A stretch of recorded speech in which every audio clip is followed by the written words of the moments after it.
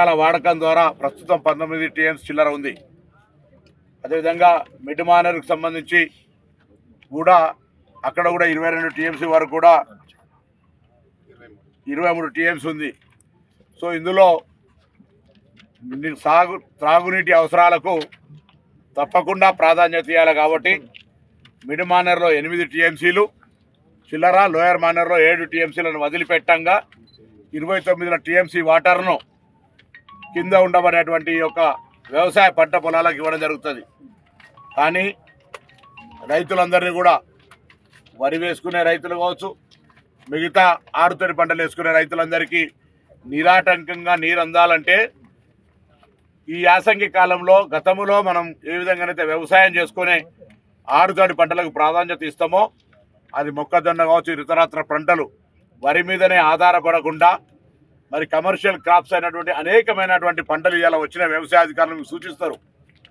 నీటి యొక్క లభ్యత దృష్టిలో పెట్టుకొని మరి ప్రభుత్వం తరఫున మేమందరం కూడా ఇటు కరీంనగర్కు సంబంధించిన శాసనసభ్యులం కావచ్చు, అటు వరంగల్కి సంబంధించిన శాసనసభ్యులం కావచ్చు, అటు నల్గొండకు సంబంధించినటువంటి నాయకులు శాసనసభ్యులందరం కూడా శ్రీరామ్ సాగర్ నుంచి కూడా వీలైనంత నీటిని తీసుకొని వచ్చి కింద క్షేత్రస్థాయిలో ఉన్న రైతాంగానికి ఇవ్వాలనే సంకల్పం మా దగ్గర ఉంది. నీటి లభ్యత కూడా అవసరం కాబట్టి వీటన్నిటిని దృష్టిలో పెట్టుకొని ఈ పక్కన మేము రైతాంగానికి నీళ్లు అందించాలనే సంకల్పం తీసుకున్నా, ఈ పక్కన ప్రభుత్వంలో ఉన్న వాళ్ళం బాధ్యులంగా రైతులకు విజ్ఞప్తి చేస్తున్నాం. ఆరుతడి పంటలకు ప్రాధాన్యత ఇవ్వండి, ప్రభుత్వం తరఫున ప్రోత్సాహాన్ని తీసుకోండి.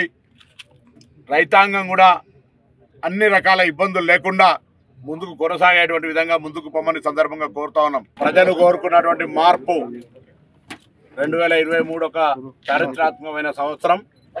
ఈ యొక్క సంవత్సరానికి వీడుకోలు పలుకుతూ మార్పుకు నాంది పలికినటువంటి 2023 స్ఫూర్తిగా భవిష్యత్తులో రాబోయే కాలంలో కూడా 2024 అందరికి శుభప్రదంగా ఉండాలని, ముఖ్యంగా రైతు రాజ్యం, రైతు బాగుంటే దేశం బాగుంటుంది అనేటువంటి సంకల్పం ఉన్నటువంటి కాంగ్రెస్ పార్టీగా, కాంగ్రెస్ ప్రభుత్వంగా ఈరోజు శ్రీరామ్ సాగర్ ప్రాజెక్టు కింద ఉన్నటువంటి 146 కిలోమీటర్ ఇక్కడ నుండి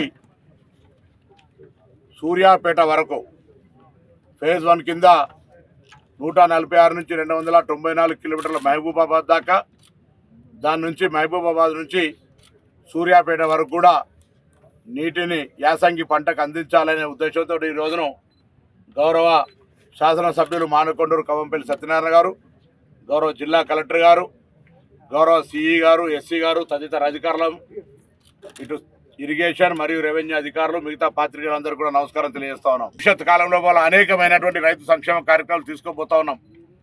రైతులకు సంబంధించి గిట్టుబాటు ధరకు సంబంధించి కావచ్చు, లేదా ఇతరత్ర ఎరువుల సరఫరాకు సంబంధించి కావచ్చు, విత్తనాల సరఫరాకు సంబంధించి కావచ్చు, విత్తనాల సరఫరాకు సంబంధించిన నకిలీ విషయం లోపల ముఖ్యమంత్రి గారు శాసనసభ వేదికగా చెప్పినారు కటువుగా వ్యవహరించమని, పీడీ యాక్ట్ పెట్టమని.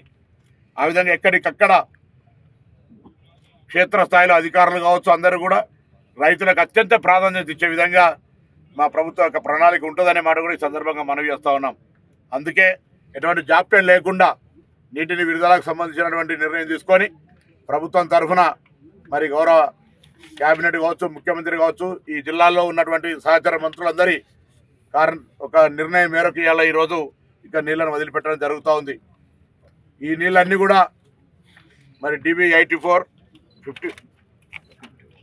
54 అండ్ 71 ద్వారా మరి 3,98,000 ఎకరాలకు మరి 5 లక్షల ఎకరాలకు సంబంధించి ఇక్కడ నుంచి 146 కిలోమీటర్ నుంచి 346 కిలోమీటర్ వరకు కూడా రైతాంగానికి మరి యొక్క పారకం ఇన్ని లక్షల ఎకరాలను పారేటువంటి కార్యక్రమం ఉన్నది.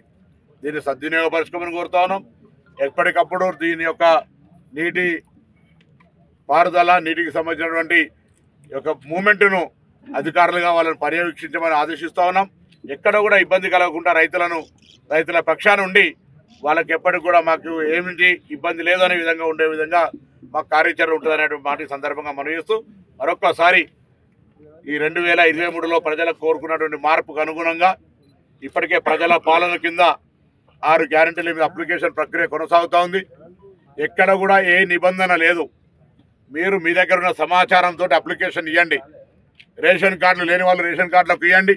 6 గ్యారెంటీల అర్హత ఉన్నటువంటి వాళ్ళు 6 గ్యారెంటీలకు కావాల్సింది ఇవ్వండి. మీకున్న సమాచారం ఇవ్వండి. ఎక్కడ అప్లికేషన్ తిరస్కరించరు, ఎక్కడ అప్లికేషన్ సంబంధించిన ఏ ఇబ్బంది ఉన్నది. ఈ 6 గ్యారెంటీల అప్లికేషన్ కాక సపరేట్గా మీరు ఏ అంశం ఉన్నా, మీకు సంబంధించినటువంటి ఏ సమస్య ఉన్నా దాన్ని రాసి ఇచ్చి రిసిప్ట్ తీసుకోమని చెప్పి కూడా సందర్భంగా కోరుతాను. ఇది ప్రభుత్వ నిర్ణయం. దాని తదుపరి ప్రభుత్వం ఏ విధంగా దాన్ని ప్రయారిటైజ్ చేస్తుంది, ఏ విధంగా స్కీములు ఇస్తుంది, ఏ విధంగా ఆలోచన చేస్తుంది అనేకమైనటువంటి అంశాలు ఉన్నాయి. అందులో భాగంగానే మీరు చూస్తూ ఉన్నారు. ఇప్పటికే మహిళలకు సంబంధించి ఆర్టీసీ బస్సు ప్రభుత్వం 3 నాడు ఫలితాలు వస్తే 7 నాడు మంత్రివర్గ ప్రమాణ స్వీకారం చేసింది.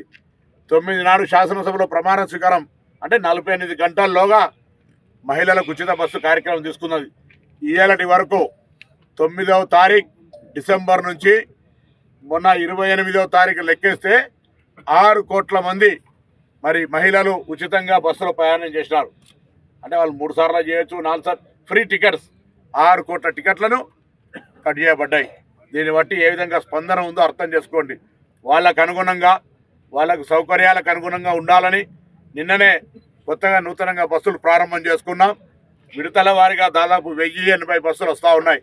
ఇవి కాక ముఖ్యమంత్రి గారు కాలుష్య నివారణను దృష్టిలో పెట్టుకొని 1000 ఎలక్ట్రికల్ బస్సులు కూడా మరి 500 జంట నగరంలో 500 జిల్లాల్లోకి వచ్చేటువంటి విధంగా మరి తొందరలోనే 2-3 నెలలు అవి కూడా వస్తూ ఉన్నాయి. దాని తర్వాత ఉన్నటువంటి రాష్ట్రంలో ఉన్న 364 బస్ స్టేషన్లు కావచ్చు, 97 బస్ డిపోల లోపల 11 రీజియన్స్ మొత్తంగా పర్యవేక్షణ చేయడానికి వివిధ రకాలుగా ఈడీలు, హెచ్ఓడీలు, గౌరవ ఎండి సజ్జనార్ గారు మరి మా మంత్రిగా అన్నీ కూడా ఎప్పటికప్పుడు పర్యవేక్షిస్తూ ఉన్నాం.